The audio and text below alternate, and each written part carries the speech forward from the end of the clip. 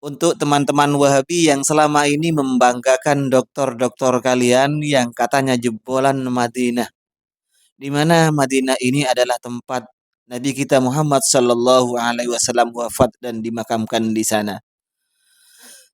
Apakah memang betul doktor-doktor kalian itu sesuai dengan pemahaman ulama-ulama Madinah yang menjadi rujukan atau guru-guru mereka? Ayo kita buktikan. Assalamualaikum warahmatullahi wabarakatuh. Alhamdulillahirabbil alamin wassalatu wassalamu ala sayidina Muhammadin asyrafil mursalin wa ala alihi wa sahbihi ajmain amma ba'du. Kaum muslimin dimanapun berada, semoga Allah subhanahu wa ta'ala senantiasa memberikan rahmatnya, taufiknya, hidayahnya, maghfirahnya, memberikan kelancaran rezeki, kesehatan pada kita semua. Amin. Allahumma amin. Pak Dr. Khalid Basalamah, salah satu dokter Wahabi yang sering kacau ketika membahas hukum fikih. Dan ini sangat dibangga-banggakan oleh pengikutnya, oleh muhibbinnya, terutama si Harry Pras. Kenapa dibanggakan? Karena beliau jebolan Madinah, di mana Madinah ini merupakan tempat yang mulia. Karena Nabi kita hijrahnya ke sana, wafatnya di sana, dan dimakamkan di sana. Jadi kebanggaan Wahabi karena dokter-dokter mereka itu adalah lulusan Arab Saudi, lulusan Mekah, Madinah. Oke, kita dengarkan dulu penjelasan Pak Dokter Jebolan Madinah ini. Ustadz Dr. Khalid Basalamah LCMA. Nah, dalam menikmati makanan ini ada beberapa sunnah-sunnah yang bisa kita panen pahala dari situ. Sudah kenyang, ya, hilang juga hausnya kalau dia minum, kemudian dia dapat pahala. Yang pertama adalah tasmiyah atau membaca bismillah, ya, tanpa ada tambahan ar-Rahman ar-Rahim. Tidak usah bilang bismillahirrahmanirrahim. Kenapa? Kan Rahman Rahim bagus sifatnya Allah Ustaz. Karena begitu hadisnya. Nabi mengatakan dalam hadis, "Samillah." Bacalah bismillah. Itu saja, ya. Maka ini lebih sesuai dengan sunnah Nabi alaihissalatu wassalam. Kalau datang lafaz hadis begitu, kita jaga kemurniannya. Mirip dengan kata Nabi SAW, habis sholat beristighfarlah. Dan beliau beri contoh, boleh baca astagfirullah, astagfirullah, astagfirullah. Enggak ada al-azim, enggak ada tambahan yang lainnya. Kalau di luar sholat, silahkan. Mau ditambah astagfirullahaladzim, alladzi la ilaha illa wal hayyul qayyum wa atubu ilaih, enggak masalah. Tapi habis sholat, Nabi tentukan lafadznya, Nabi tentukan jumlahnya, Nabi tentukan waktu dan tempatnya. Enggak boleh diganggu gugat. Mirip juga dengan makan. Nabi cuma suruh baca bismillah. Nah itu penjelasan Pak Dr. Khalid Basalamah. Ketika kita makan, kita dianjurkan untuk membaca bismillah saja. Jangan ditambah-tambah. Sebagaimana saat sehabis sholat, bukan di saat sholat ya Pak Khalid. Saat sehabis sholat, kita itu diperintah, dianjurkan untuk membaca istighfar. Astagfirullah, astagfirullah. Jangan ditambah-tambah. Kenapa akan bagus kalau bismillahirrahmanirrahim? Karena itu merupakan sifat Allah. Karena memang begitu hadisnya, kata Pak Dokter. Inilah dokter kebanggaan kalian. Dokter kebanggaan Harry Pras dan seluruh muhibbin Wahabi. Muhibbin Pak Dokter Khalid Basalamah. Oke, sekarang kita bandingkan dengan ulama mereka sendiri di Arab Saudi, yaitu Syekh Ibnu Baz. Sekarang mana pintar? Pak Doktor Khalid Basalamah dengan Ibnu Baz, mana yang lebih pintar? Oke, ayo. Bagaimana fatwanya Imam Ibnu Baz? Ini baca sendiri ya. Ketika Ibnu Baz ditanya, menambah Bismillahirrahmanirrahim, bagaimana hukumnya? Ibnu Baz bilang baik.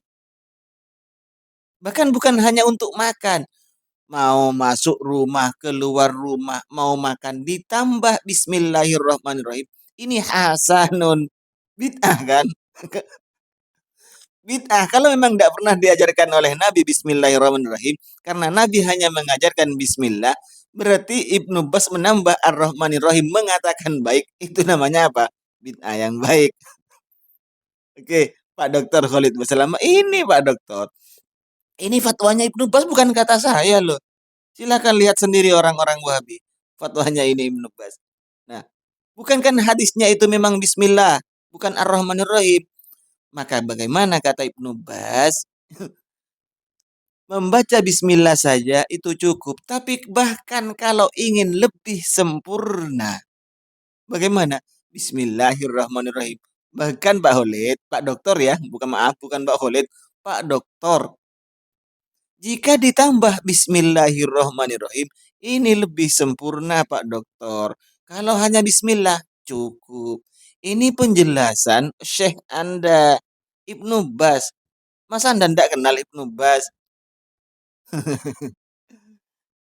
Jangan terlalu tekstual lah Pak Dokter. Samillah, istighfaro salasan. Setelah habis sholat Nabi baca istighfaro salasan. Membaca istighfar 3 kali. Bagaimana bacanya? Astagfirullah. Astagfirullah. Astagfirullah. Jika ditambah bermasalah. Tidak dianjurkan oleh Nabi. Ketika mau makan, Bismillah. Ditambah Bismillahirrahmanirrahim. Bermasalah. Kan tidak pernah dicontohkan oleh Nabi. Inilah standarnya eh, dokter-dokter Wahabi plus 62 yang menyelisihi dengan ulama-ulama mereka sendiri di Arab Saudi. Padahal kebanggaan mereka itu Arab Saudi. Padahal kebanggaan mereka itu Mekah.